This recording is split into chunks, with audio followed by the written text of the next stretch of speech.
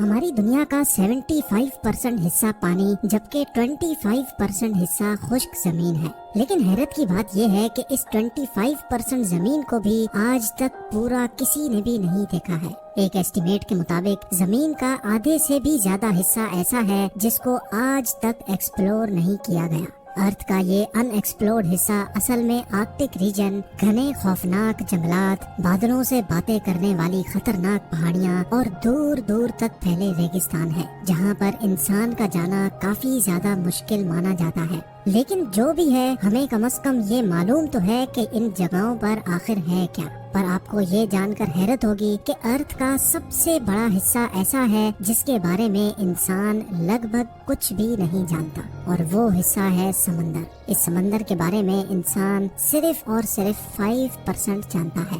ہمیں تو یہ تک بھی معلوم نہیں ہے کہ سمندر کتنا زیادہ گہرا ہے، اس میں مچھلیوں کے علاوہ کون کون سی مخلوق پائی جاتی ہیں، اور آخر سمندر کے سب سے ڈیپسٹ پوائنٹ پر کون سے راز چھپے ہوئے ہیں۔ ناظرین، سمندر اتنا زیادہ گہرا ہے کہ ہماری سوچ امیجن بھی نہیں کر سکتی۔ ریسرچرز اور سائنٹسٹ کے ایک ایسٹیمیٹ کے مطابق اگر ہم دنیا کے سارے پہاڑوں کو، ساری زمین کو اور تمام بلڈنگز کو کاٹ کر اگر اوشن میں پھینک دیں تو ہماری پوری دنیا 3 کلومیٹر گہرے پانی سے بھر جائے گی۔ سمندر کی گہرائی کے بارے میں ریسرچرز کے اس ایسٹیمیٹ کو سمجھنے کے لیے ہم سمندر کے سرفیس سے شروع کرتے ہیں۔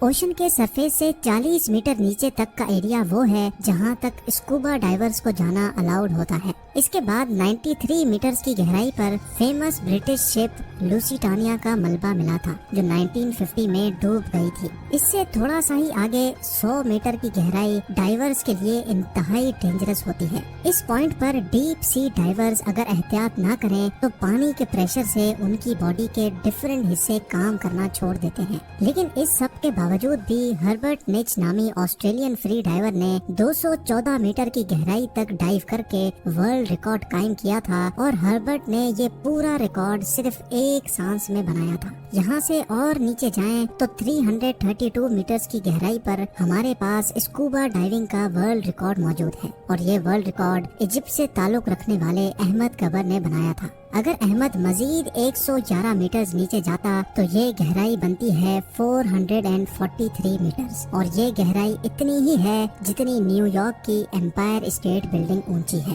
اس سے تھوڑا اور نیچے 500 میٹر کی گہرائی تک جائیں تو یہ وہ لیول ہے جہاں تک دنیا کا سب سے بڑا کریچر یعنی بلو ویل ڈائیو کر سکتی ہے۔ بلو ویل کا وزن 1,50,000 kg ہوتا ہے، اور سمندر میں ڈائیو کرتے ہی بلو ویل 500 میٹر کے اس لیول تک جا سکتی ہے۔ امریکن سی ولف سب میرین، جو کہ ایک ایڈوانسڈ نیوکلیئر سب میرین ہے، وہ بھی سمندر میں 500 میٹر کی گہرائی سے زیادہ نہیں جا سکتا، اور یہاں سے آگے پانی کا پریشر اپنا رنگ دکھانا شروع کر دیتا ہے۔ 535 میٹرز کی گہرائی پر پانی کا پریشر کسی آدمی پر اتنا ہوتا ہے جتنا اگر اس پر موٹی تازی بھینس کھڑی ہو جائے، لیکن ایمپرر پینگوئنز میں اتنا پریشر برداشت کرنے کی کیپیبلٹی ہوتی ہے، اور اسی وجہ سے وہ 535 میٹرز کی گہرائی تک بھی ڈائیو کر سکتی ہیں۔ مزید نیچے جایا جائے تو 830 میٹرز کی گہرائی تک دنیا کی سب سے اونچی بلڈنگ برج خلیفہ کا ٹاپ پایا جائے گا اگر اس کو الٹا کر کے سمندر میں ڈالا جائے۔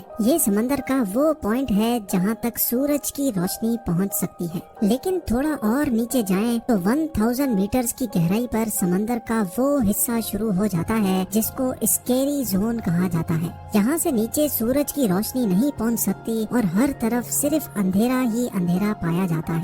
اس پوائنٹ پر پانی کا پریشر 1500 PSI ہو جاتا ہے، یعنی یہ اتنا ہی ہوتا ہے جتنا ایک افریقن بفیلو ایک سکے پر کھڑا ہو جائے۔ حیرت انگیز طور پہ اس اسکیری زون میں جائنٹ اسکویڈ بھی پائے جاتے ہیں، جو ڈیپ سی کی انتہائی خوفناک مخلوق ہے۔ اور نیچے جائیں تو 1280 میٹرز کی گہرائی پر لیدر بیک سی ٹرٹل پائے جاتے ہیں۔ یہ ٹرٹل دنیا میں موجود تمام ٹرٹل سے بڑے ہوتے ہیں، اور ان کا وزن 700 kg تک ہوتا ہے۔ 2000 میٹرز کی گہرائی پر بلیک ڈریگن فش پائی جاتی ہے۔ یہ سمندر میں اندھیرے کی طرح بالکل بلیک ہوتی ہے، جس کو صرف فلیش لائٹ سے دیکھا جا سکتا ہے، لیکن اس کی اپنی آنکھیں اتنی تیز ہوتی ہیں کہ یہ اندھیرے میں بھی آسانی سے دیکھ سکتی ہے۔ تھوڑا اور نیچے جائیں تو 2250 میٹرز کی گہرائی پر اسپرم ویل اور خوفناک کولوسل اسکویڈ جیسی مخلوق پائی جاتی ہیں۔ یہ کولوسل اسکویڈ 14 میٹر لمبی ہوتی ہیں، ان کا وزن 750 kg اور ان کی ایک آنکھ کھانے کی پلیٹ جتنی بڑی ہوتی ہے۔ ان کے جال میں تیز دھار دانت لگے ہوتے ہیں جن سے یہ اپنے شکار کو جکڑ کر مار سکتی ہیں۔ کولوسل اسکویڈ اور اسپرم ویل ایک دوسرے کے دشمن ہوتے ہیں۔ 2 روڈ رولر کے وزن جتنی بھاری اسپرم ویل کو یہ کولوسل اسکویڈ جکڑ لیتی ہے اور آسانی سے اس کو مار سکتی ہے۔ اس مری ہوئی اسپرم ویل کی باڈی پر جو نشان آپ دیکھ رہے ہیں یہ اسی اسکویڈ کے جال کی وجہ سے بنے ہیں۔ سمندر کی یہ گہرائی صرف ابھی ایک سٹارٹنگ ہے۔ 3800 میٹرز کی گہرائی پر فیمس ٹائٹینک شپ کا ملبہ ابھی تک موجود ہے۔ 200 میٹر اور نیچے جائیں تو 4000 میٹرز کی گہرائی پر اوشن کا وہ حصہ اسٹارٹ ہو جاتا ہے جس کو ابیسل زون کہا جاتا ہے۔ یہاں حیرت انگیز طور پہ پانی کا پریشر 11,000 PSI ہو جاتا ہے، یعنی یہ اتنا ہی ہے جتنا ایک بھاری بھرکم ہاتھی ایک کوئن پر کھڑا ہو جائے۔ اور یہاں اوشن میں عجیب و غریب مخلوق پائی جاتی ہیں جیسا کہ فنگ ٹوتھ، اینگلر فش اور وائپر فش۔ 4781 میٹرز کی گہرائی پر ورلڈ وار 2 میں کریش ہونے والی بیٹل شپ کا ملبہ موجود ہے۔ مزید نیچے جائیں تو 6000 میٹرز کی گہرائی پر اوشن کا ایسا حصہ شروع ہو جاتا ہے جس کو دا ہیڈل زون کہا جاتا ہے۔ اس کو یہ نام اس وجہ سے دیا گیا ہے کیونکہ قدیم گریک دھرم میں ہیڈیز موت کے فرشتے کو کہا جاتا تھا اور یہ مانا جاتا تھا کہ موت کے بعد ہیڈیز خراب لوگوں کو سمندر کی گہرائیوں میں لے جاتا ہے جہاں دوزخ کا منظر ہوتا ہے۔ خیر اس زون میں پانی کا پریشر سمندر کے سرفیس کے مقابلے میں 1100 ٹائمز بڑھ جاتا ہے، یعنی یہاں واٹر پریشر اتنا زیادہ ہو جاتا ہے کہ وہ ایک نارمل بلٹ پروف کار کو ایک ہی جھٹکے میں بھی پھاڑ سکتا ہے۔ اس سے اور زیادہ نیچے جائیں تو 6500 میٹرز کی گہرائی وہ گہرائی ہے جہاں تک US نیوی کی ریسرچ سب میرین جا سکتی ہے۔ اس کو DSV ایلون کہا جاتا ہے اور یہ وہی ڈیپ اوشن سب میرین ہے جس نے ٹائٹینک کو تلاش کیا تھا۔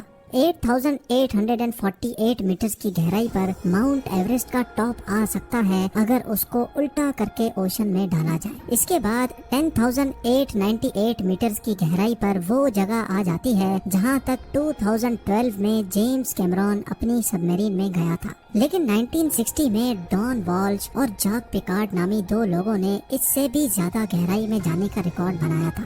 یہ دونوں ٹریسٹ نامی سب میرین میں 10,916 میٹرز کی گہرائی تک گئے تھے۔ اس سب میرین کو یہاں تک پہنچنے میں پورے 5 گھنٹے لگے تھے، لیکن یہاں واٹر پریشر اتنا زیادہ تھا کہ سب میرین کے ایک حصے میں کریک پڑ گیا اور ان کو فوراً اوپر جانا پڑا۔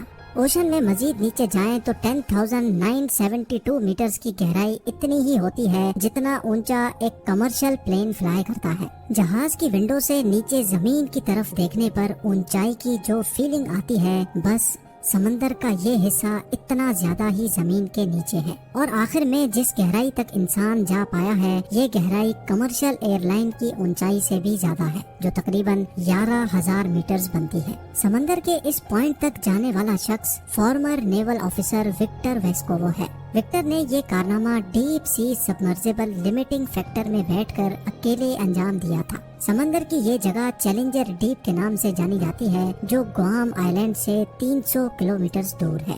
ناظرین، سمندر کے سرفیس سے 11,000 میٹرز یا پھر 35,000 فٹ نیچے جانے کے باوجود بھی ریسرچرز کا ماننا ہے کہ یہ اوشن کا ڈیپسٹ پوائنٹ نہیں ہے۔